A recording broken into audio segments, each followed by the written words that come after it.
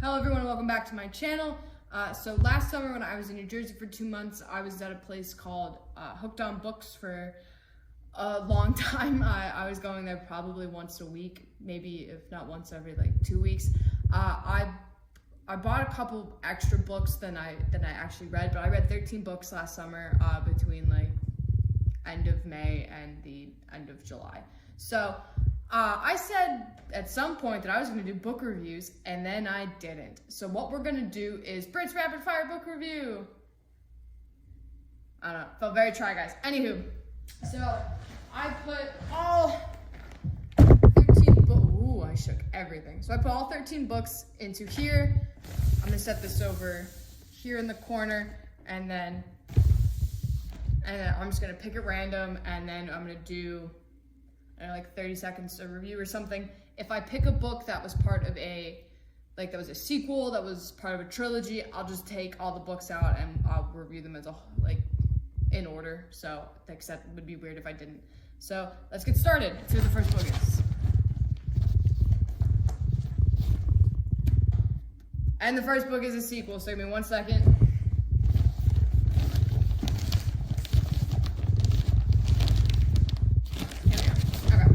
So I pulled After You by, I think it's Jojo Moyes, and it's a sequel to Me Before You. This book came out, it says now a major motion picture, so probably, I don't remember when. I remember seeing the movie though, and I do remember seeing the book in Walmart. So I picked this up because I thought I'd seen the movie.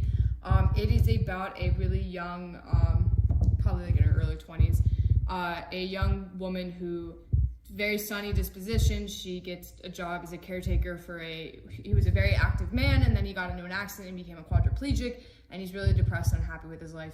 And it's the whole story of she helps him see the good in the world and whatnot. I won't spoil the ending if you haven't seen it, because it is really good. So this was a good read, and it was it's awfully thick. It's a really good read. I enjoyed it. I kind of related to, what's the main character's name? I even forgot. Oh, I knew that this wasn't going to be as quick as I wanted it to be. What is her name? Oh, Louisa. I should just look on the back. So I kind of related a little bit to Louisa.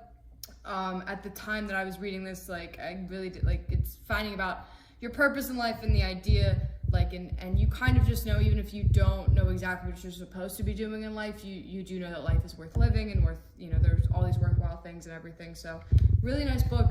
It's a good feel. It's a very interesting, I think, dimension. So I like this one a lot. I think I bought them both at the same time. I bought the sequel that's called After You. I didn't even know there was a sequel, but there was no sequel to the movie, not that I could find. So this one was really good. It's a nice kind of open and shut 2-book series as a whole. This kind of follows Louisa in the aftermath of this book, and it's quite interesting. It goes into a lot of family dynamics, and it goes into a lot of Louisa has kind of become this cynic that she was taking care of. She's kind of lost her sunny disposition and gets to learn how to get that back, essentially, and kind of learn how to love life and everything. There's also mention of group therapy, which I thought was really interesting to see. You usually just see things like AA and NA meetings, so the group that she goes to for this was really interesting, and is probably they're very real. I've heard of these groups, and just really interesting and really cool. Definitely recommend picking these up. I mean, they're a pretty nice open and shut 2-parter. Get the tissues out though. I mean, they're not traditional happy endings. Let's just say that. All right, we gotta speed this up. I'm getting real into it. What do we got? Zen and the Art of Faking It by Jordan Sonnenblick. I hope I'm pronouncing that right. He wrote 2 of my favorite books, Drums, Girls, and Dangerous Pie, and then After Ever After. So I had heard about this. I picked it up. It's a young adult novel. That's what he writes. This is about a kid moving into a new area, and he's the only,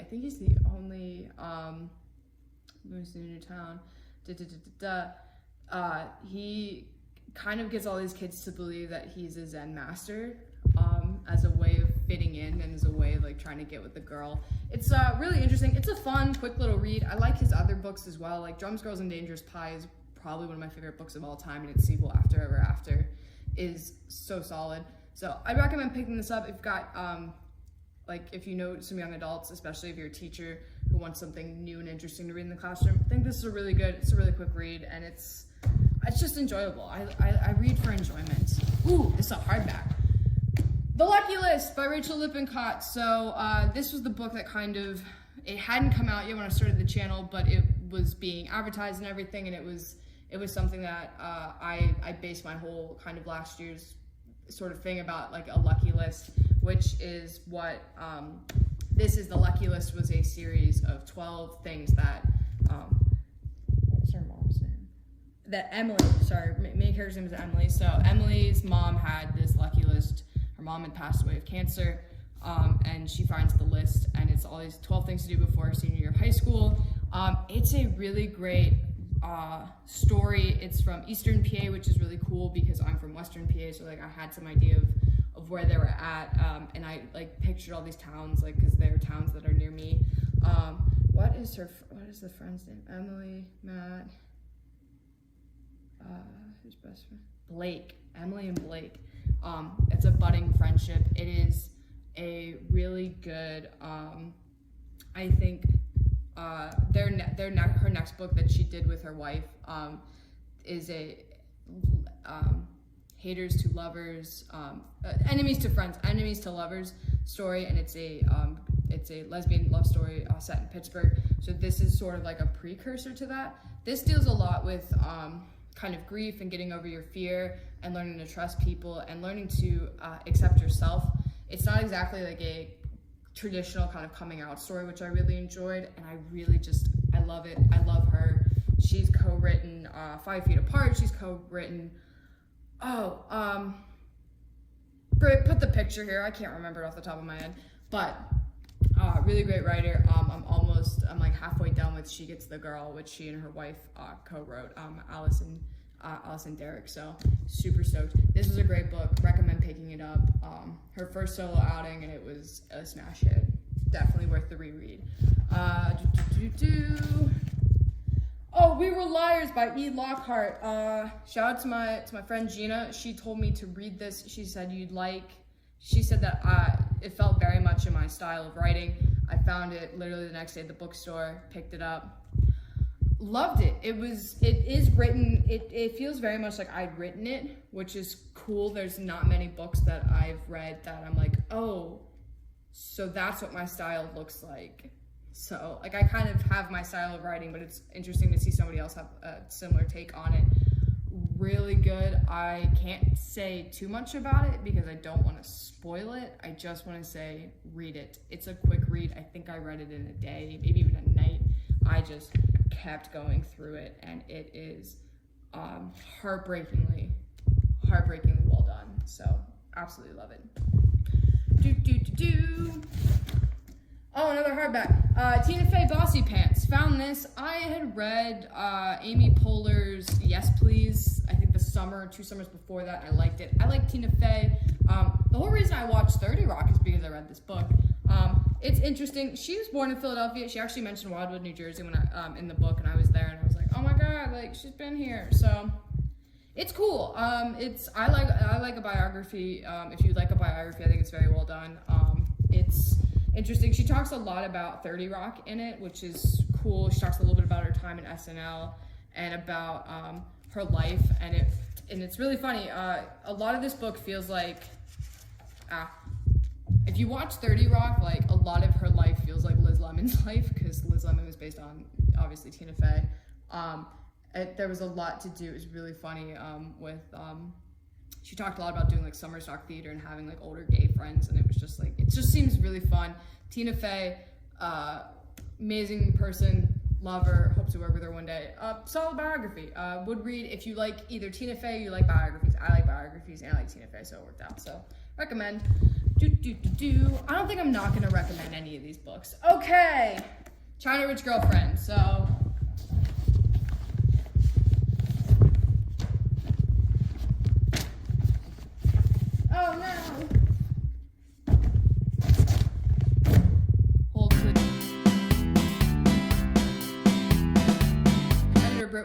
correction as well. I read 14 books, not 13. And I know that because I'm missing one. And what I'm missing is Crazy Rich Asians. Britt, do some magic, display it somewhere, do something. So Crazy Rich Asians is the first in a trilogy by Kevin Kwan, followed by China Rich Girlfriend, and then Rich People Problems. So Crazy Rich Asians. If you liked the movie, you are absolutely gonna love the book. And I took it to the beach thinking, this is gonna take me forever to get through. It's like 500 pages. Holy crap, did those pages fly by. It's really good in immersing you in the culture, but not making you feel so much like an outsider. They have these wonderful, let's see if I can find them here. Oh, here's one. They have these wonderful like footnotes right here that tell you, that tell you about like a certain, like if it's a word, it tells you what dialect it is, what language it is. Is it Cantonese, Vietnamese? Is it Japanese? What does it mean? It tells you about, like, the footnote I just showed you was explaining about this like open air market and what it was called. So it doesn't kind of mansplain to you, but it tells you clear out, like it'll say the word and then you'll have a little footnote and it'll explain it. So it's kind of nice that there are the footnotes for people, who, like this was an educational experience for me as well. Loved Crazy Rich Asians. It differs slightly from the movie. The movie differs slightly from the book, I should say. It doesn't differ like too much. I understand what they did. There are so many characters in Crazy Rich Asians with such great backstories that they kind of have to, mash in, like, you have to cut some things and everything. But for what they did, for what Crazy Rich Asians the movie did, I mean, it was wonderful. It was spectacular. But Crazy Rich Asians the book, 10 out of 10, would recommend. Whoo, it gets steamy. There is some drama, let me tell you. And that only continues in China Rich Girlfriend. So China Rich Girlfriend, oh my God. So you guys remember Kitty Pong from the movie? She was the porn star. Let me tell, we go into some backstory. It gets crazy. It's like reading reality television. And the crazy thing is, like, these are fictional people, but you know that they, like, someone like this exists. You know that, like, stupidly rich people like this exist, which is kind of fun and cool. So I flew through this, loved it. This expands on Rachel's backstory as well in a very enlightening way. Ooh, it is just, I'm trying not to give too much away. Also, there's so many details, I don't remember all of them. Loved it. And then, of course, we get to Rich People Problems. I did not want this series to end. I'm like, where is why didn't we make this into a television show? It is crazy. Rich People Problems is a great conclusion. Spoiler alert for the novel and the movie. Nick and Rachel get engaged at the end, so they are happily married. Or they're getting married? Wait. Disregard everything I just said. I don't remember that well. I do remember this book. Like, we getting more backstory.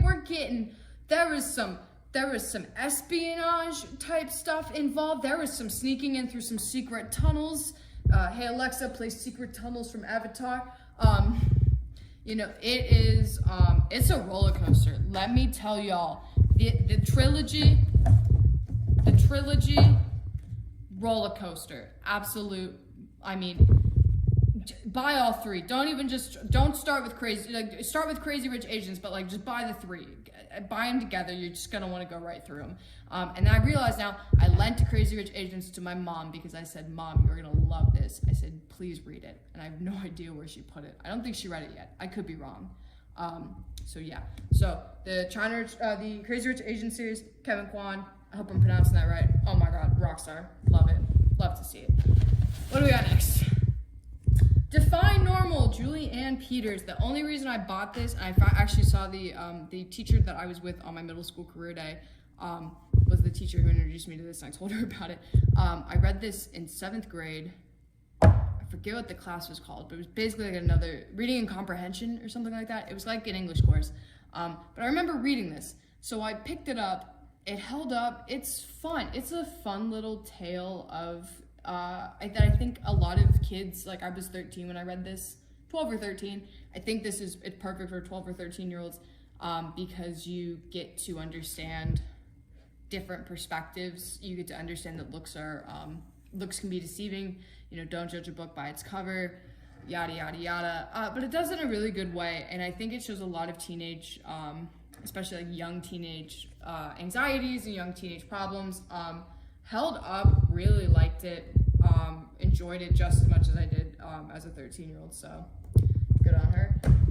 Like I said, I'm not gonna give any of these bad reviews. I liked them all. Ooh, The Devil Wears Prada. I had never seen the movie. I found this, picked it up. I don't think I realized it was a book first. Actually, on the back, it's got Marilyn Ann. I don't think I realized it was a book first, but that's not why I never watched it. It was in the zeitgeist, but I just hadn't had a chance. I have one issue with this book, and that's why the point is so good. First of all, I saw the movie when I went to London. When I was on the plane to England, it was one of the free movies. I watched it because I was like, oh, I just read the book. Movie differentiates greatly from the book. I mean, they're both, I mean, the ending in this I wish they kept it, because it's just as like kind of out there as the one in the movie. But it got repetitive, and it got repetitive in these very self-absorbed, self-indulgent ways that I just started hating. What is her name? Does it tell me? What was her name? Oh, good Lord. I knew the first chapter wasn't going to be. I forget names of characters. But I didn't you start hating her, which if you've seen the movie, like her friends all start to hate her anyway. Anne Hathaway, which, I mean, anyway. I'm not going to fangirl over Anne Hathaway, but you start to hate her in the movie. Her friends really start to hate her. In here, it's much more, I think, prevalent. It's much more repetitive. I kind of enjoyed the repetitiveness as a stylistic choice, because while she's doing different things every day, it's all like it's same bullshit, different day. So I enjoyed that a lot. This was a fun read. I mean, you definitely know that this happened. I mean, it's fictionalized, but you know that some of this shit really happened. No doubt about it. So loved it. Loved the movie. Very different. I like this better. I mean, I usually like the books better, but like the movie's got Stanley Tucci. The movie's got Anne Hathaway, Meryl Streep, Emily Blunt, Stanley Tucci. I mean, I'm so sorry, Mr. Tucci. I mean it out of love and respect. But it's got all your favorite people in it, and it's a great movie. But the ending of the book's better. There's a lot more to do with her best friend, and I just really like that. I kind of liked the kind of female, and not empowerment, but like the love, the feminine love, and the I guess it's not really fraternal because that's male, but like that kind of sorority and that sisterhood that happens in here. So 10 out of 10 would recommend, and I recommend the movie. The movie's really good as well.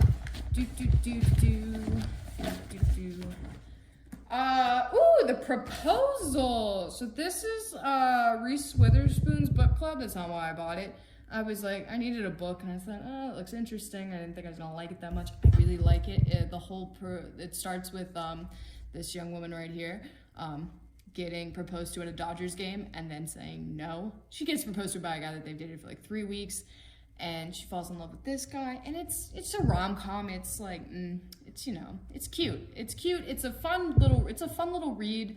I really enjoyed it. And it felt very real. It felt very I shouldn't say slice of life, but it's like it's a rom-com, but it's not like unrealistic. There's a lot of emotions that happen, and I liked that. I liked that it wasn't just, oh my god, because he saves her from the proposal, and they like go down and they're like, oh my god, like it's been forever since we've seen you, and meanwhile nobody knows each other.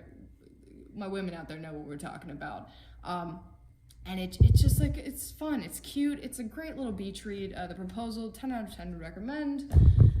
How many more do I have in here? I think I have like 2. Cool, Stephen King's Joyland. This is my first Stephen King book. I've never read Stephen King. This is a newer book of his. It's from, I don't know, it mentions Facebook, so it's been at least around since Facebook was like a thing. I enjoyed it. I could see it actually as the movie in my head, which is really interesting. I was so clearly like seeing the direction of it. And I thought, man, I'd love to make a movie out of this. Joyland, guy who takes a summer off of college. He and his buddies go to work for Joyland. I think it's not like in the Carolinas. Definitely probably wrong about that. But he meets people. Young kid in his 20s meets people. There's like talk of his girlfriend.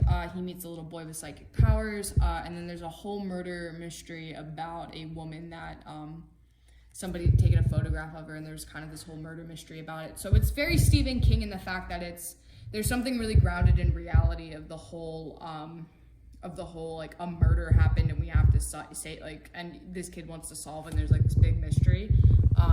And then the supernatural sort of element, you have like the psychic kid or the kid with special powers. So very, very Stephen King. I liked it. It was more of like a murder mystery thriller than anything like super supernatural. So really enjoyed it. Would definitely read it again. Stephen King. I mean, for as many books as you've written, and for some of them that are just complete trash, I think some of them are. I've never, of course, read anything, but like for my first outing with Stephen King, really enjoyed it. Would definitely look into reading his other work now.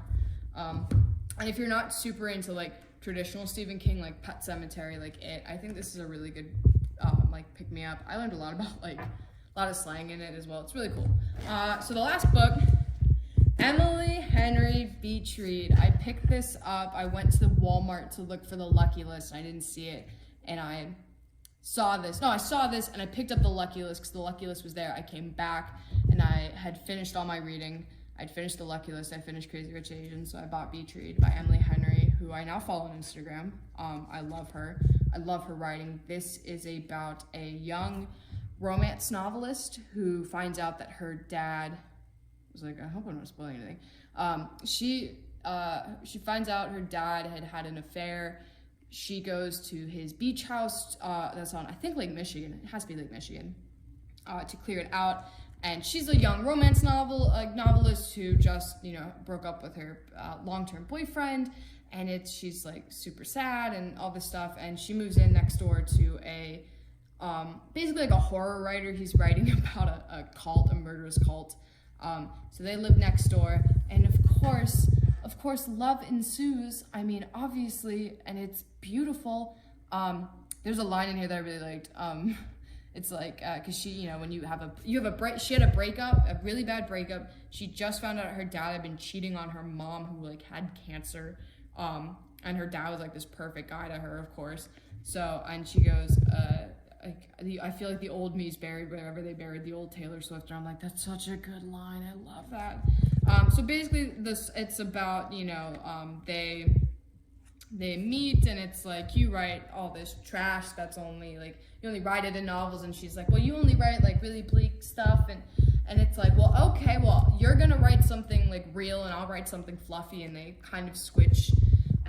They go on like, she takes him on dates and he takes her to go see like a survivor of the cult and everything. And it's, again, very rom-com-y, but very, realistic in a lot of ways. There's a lot of real emotions going into it. I really enjoyed it. I'm glad we ended with this because this is something I might even reread this summer if I have the time. Absolute banger of a book. Emily Henry's got several others out. Definitely gonna pick her up wherever I can. So that was all 14 books that I read last summer. I loved them all. Would recommend them all. I hope that this was better. If you want to see more in-depth reviews of everything, let me know. I'll go back and reread them. I do have some time, so exactly. I'm stoked. I'm reading more this summer, so hopefully we'll have another, maybe a little bit better Britt book review. Britt rapid fire book review coming at you soon. Thanks everyone. I will see you in the next video.